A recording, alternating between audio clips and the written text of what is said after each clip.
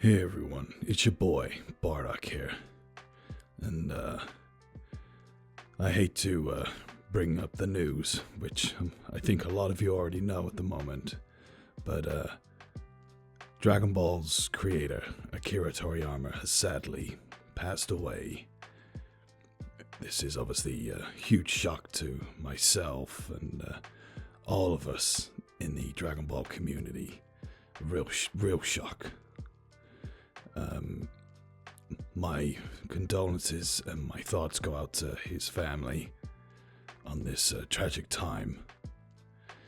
And I'd just like to take a few minutes to reflect on the legacy that Toriyama left behind for all of us, because none of us would be here today if it wasn't for his creation, this wonderful world that he created called Dragon Ball. So going out of character for a bit, talking about me, myself, behind the scenes, behind the voice of Bardock here. Growing up where I grew up on the estates, it was rough, real rough.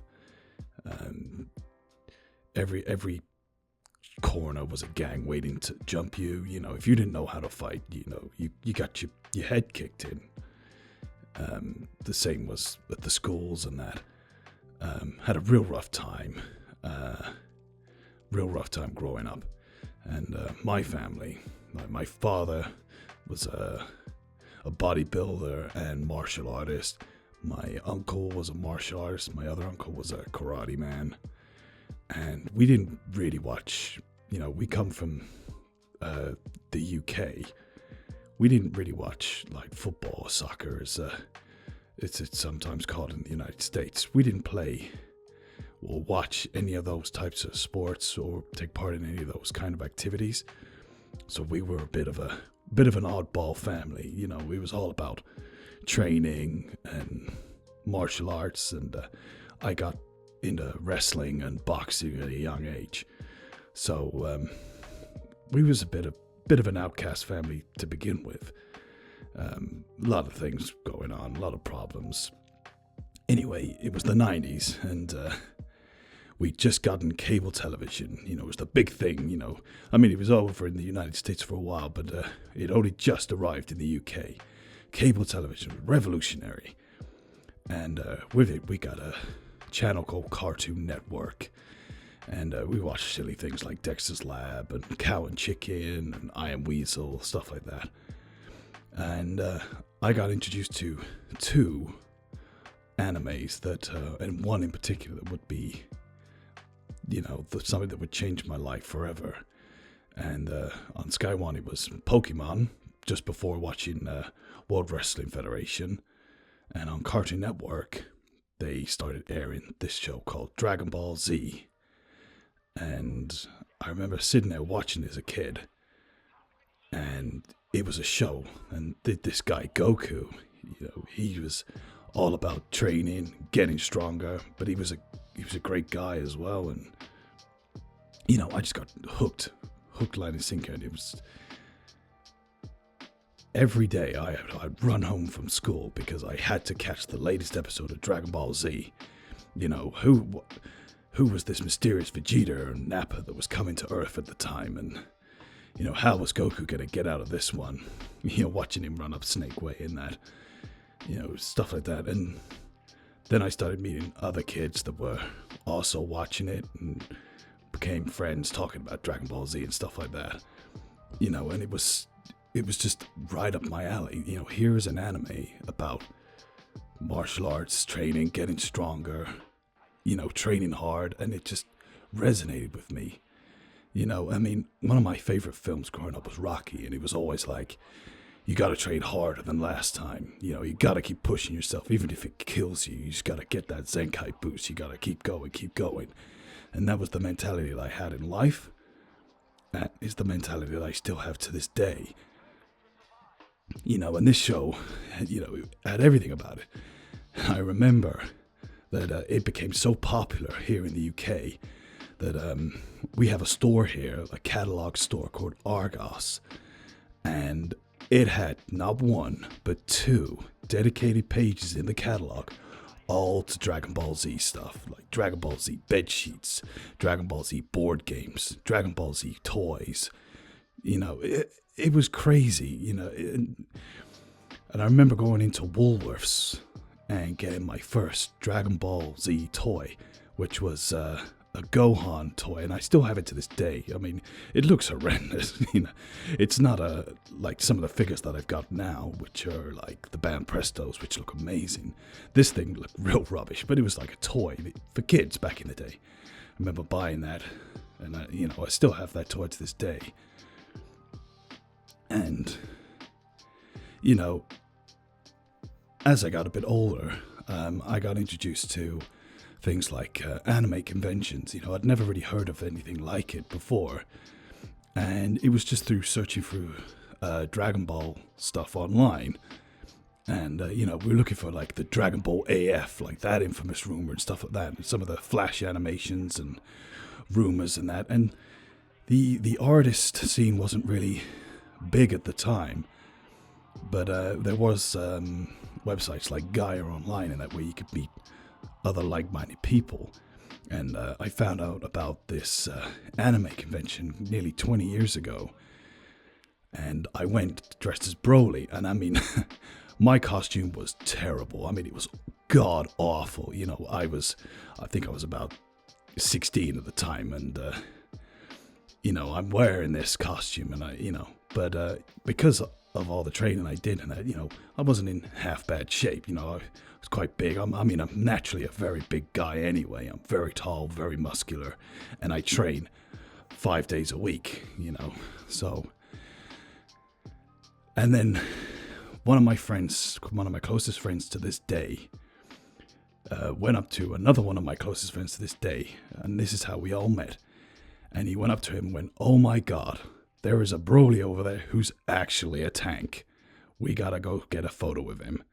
And my friend was dressed as Gogeta, Super Saiyan 4 Gogeta. And we are friends to this day. And going back about 10 years, it was his wedding. And we were all groomsmen at his wedding. And, most people would take normal traditional wedding photos, and the photographer wanted to get all the groomsmen with the groom together. And he said, "Right, get all together and take a photo." Did we take a normal photo? Absolutely not. Every one of us got in line and struck the Ginyu Force pose. It's just, that's just how much of an influence it had on our lives. And I remember, like, as teens, like going around when we was at university at each other's houses and stuff like that, and we'd have to watch, like, the Dragon Ball Z Linkin Park music videos and play Tenkaichi on the PlayStation 2. Yeah, I know, we're old. I'm an old man, leave me alone. And it was just such a big part of my life. And if it hadn't have been for Dragon Ball, if it hadn't have been for Kuro Toriyama, I would have never have met some of these people. I would probably never have gone to this anime convention, which, because of Dragon Ball and going to these conventions, I met my, in real life, Gine. And, none of that would have been possible if it hadn't been for Akira Toriyama's creation. And then going years later, Super come out and stuff like that, and I ended up making more friends through Dragon Ball. And then the online community just went crazy. And that's when I discovered Dragon Ball YouTube channels. And, I made YouTube videos in the past, ones related to boxing and stuff like that, but never really anything based on Dragon Ball. And I saw these guys, and I used to work in video professionally before, like my current job, but I thought to myself, well, if they can do it, I can do it.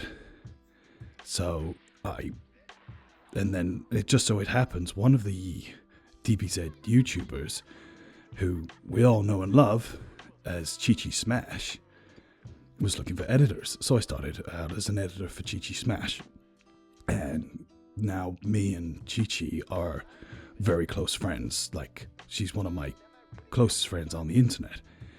And none of that would have been possible if it hadn't been for Dragon Ball.